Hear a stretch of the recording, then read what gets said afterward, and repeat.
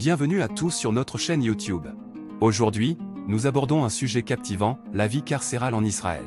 Dans cette vidéo, nous vous présenterons des histoires réelles de détenus, afin de vous plonger au cœur de leur expérience. Vous découvrirez les défis auxquels ils sont confrontés, les récits poignants de leur quotidien, mais aussi les moments de rédemption et d'espoir. Ne manquez pas cette occasion unique de mieux comprendre la réalité des prisons en Israël. Restez jusqu'à la fin pour découvrir des informations exclusives. Si vous appréciez notre contenu, n'oubliez pas de vous abonner à notre chaîne, de liker cette vidéo et de laisser vos commentaires. C'est grâce à votre soutien que nous pouvons continuer à vous proposer des vidéos aussi intéressantes. La vie carcérale en Israël est un sujet fascinant et complexe. Alors que de nombreux pays du monde ont leur propre système pénitentiaire, il est intéressant d'explorer les réalités spécifiques aux détenus en Israël. Dans cet article, nous plongerons dans l'univers des prisons israéliennes, en racontant des histoires réelles de détenus qui ont vécu des expériences uniques derrière les barreaux. Imaginez-vous être incarcéré dans une prison israélienne. Vous vous retrouvez dans une petite cellule, avec peu d'intimité et une grande promiscuité. Les conditions de vie peuvent être difficiles, avec des horaires stricts et des règles strictes à suivre.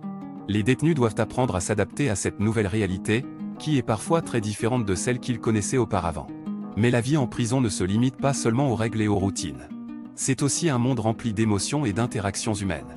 Les détenus forment des liens entre eux, se soutiennent mutuellement et partagent leurs histoires de vie.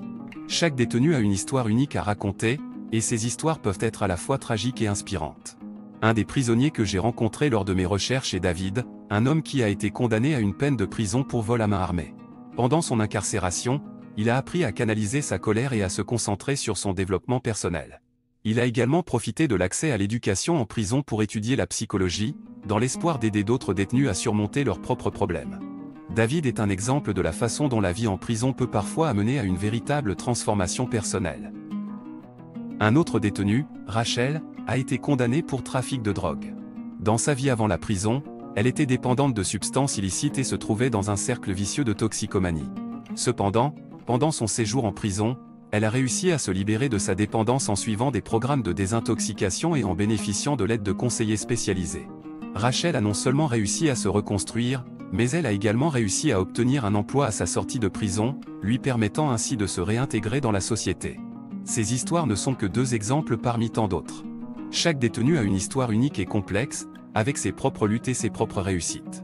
Et bien que la vie en prison puisse être difficile, elle peut également offrir des opportunités de rédemption et de réhabilitation. Il est important de reconnaître que chaque individu est différent, et que certaines personnes peuvent ne pas réussir à se réhabiliter complètement. Cependant, les initiatives mises en place dans les prisons israéliennes visent à offrir aux détenus les outils nécessaires pour se reconstruire et se réintégrer dans la société. Il existe des programmes d'éducation, de formation professionnelle et de soutien psychologique qui visent à aider les détenus à se réhabiliter. En conclusion, la vie carcérale en Israël est un sujet complexe et fascinant.